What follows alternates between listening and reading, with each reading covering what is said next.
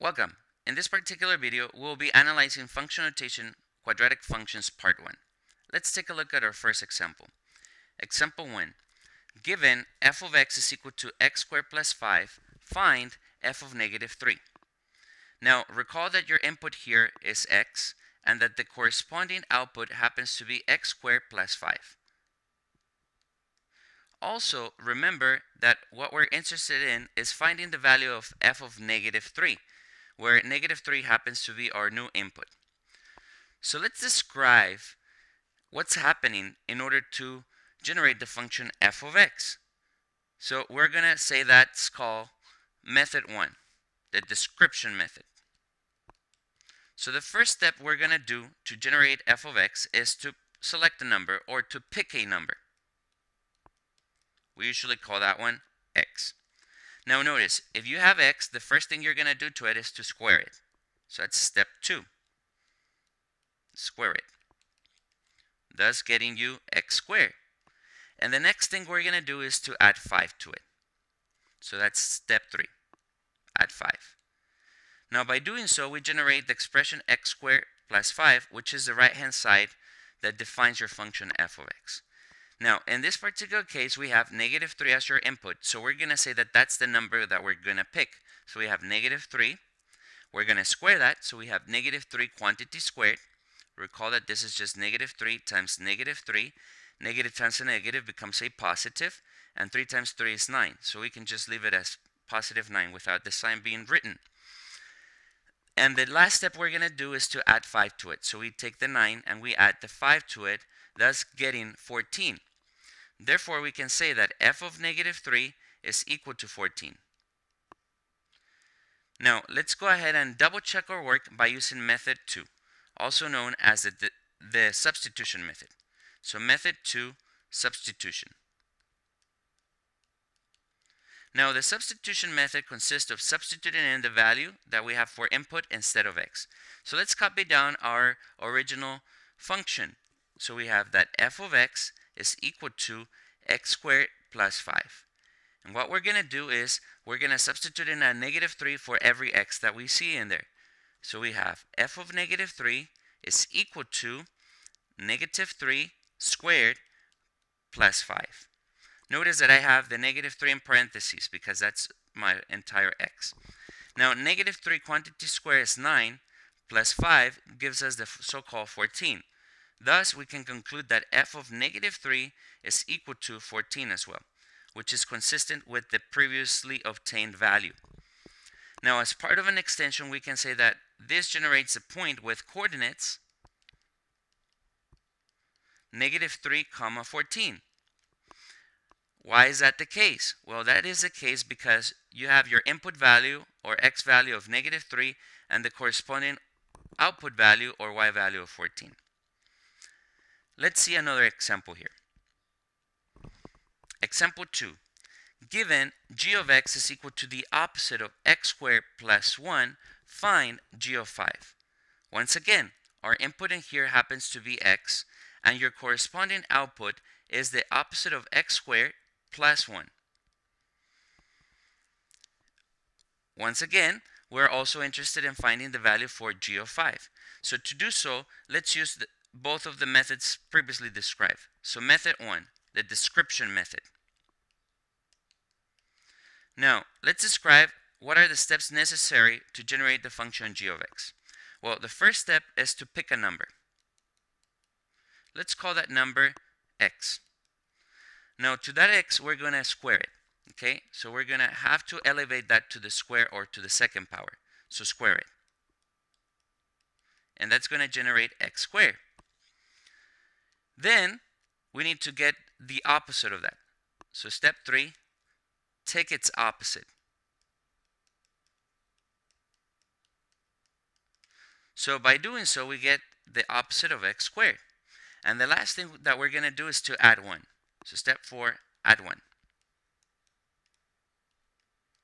Thus generating the expression negative x squared, or the opposite of x squared, plus 1. Now notice that this is the expression we have on the right hand side that defines the function g of x.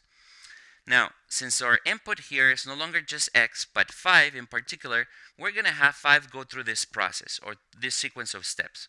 So pick a number. Well, we're going to pick 5. Square it. So we have 5 squared, which is 5 times 5, gives you 25. Then take its opposite. So we have the opposite of 25 and add 1 to it. So we have negative 25 plus 1, which will give us negative 24. Therefore, we can say that g of 5 is equal to negative 24. Now, let's double check our work by using our second method, the substitution method. So method 2, substitution. Now, what does the substitution method consist of? Well, the substitution method consists of substituting in or plugging in this given value for any x that you see into the original function. So we have that g of x is equal to the opposite of x squared plus 1. And now we are interested in g of 5. So our input is 5. So let's replace every single x with the 5. So we have g of 5 is equal to the opposite of 5 squared plus 1.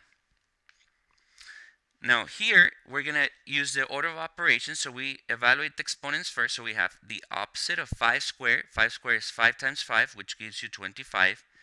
And then plus 1.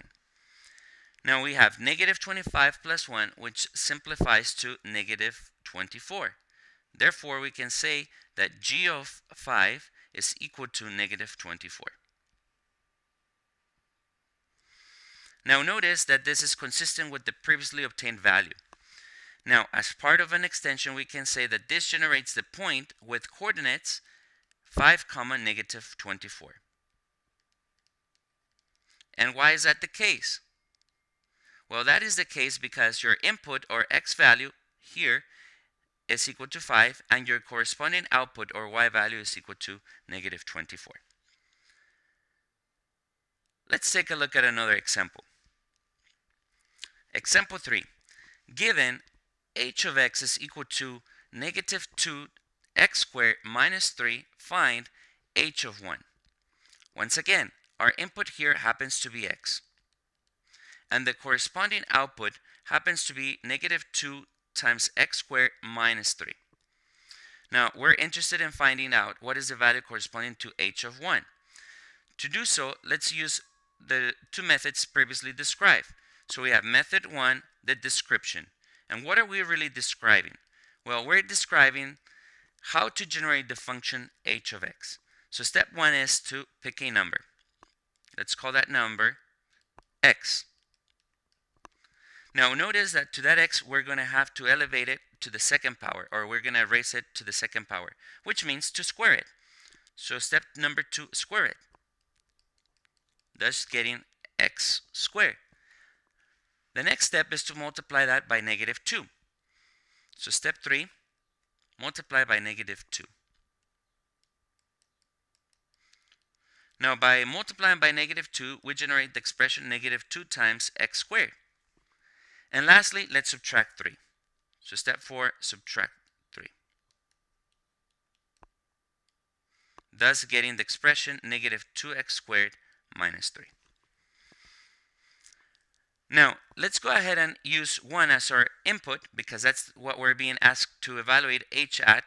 So we're going to have 1 go through this process. So pick a number. Well, we choose 1. Square it.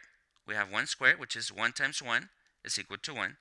Multiply the result by negative 2. So we have negative 2 times 1 gives us negative 2, and then subtract 3. So we take negative 2 minus 3 gives you negative 5. Therefore, we can say that h of 1 is equal to negative 5. Now let's double check our work by using our second method, method 2, also known as the substitution method. And what does substitution consist of?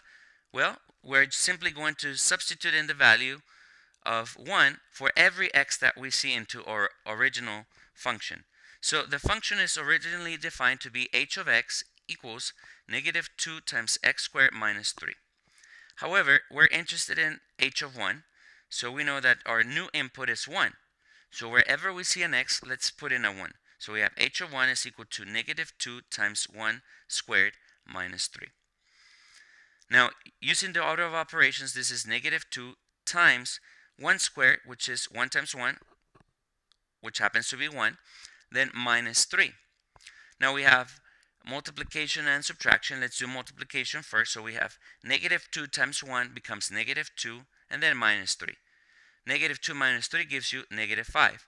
Therefore, allowing us to conclude that h of 1 is still negative 5. So the result is consistent with the previously obtained value. Now, as part of an extension, we can say that this particular input value generates the following point. The point with coordinates 1 comma negative 5.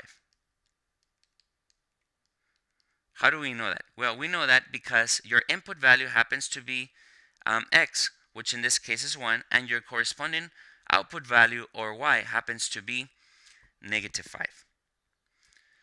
And this concludes this particular video on function notation with quadratic functions part 1. Thank you for watching and have a wonderful day.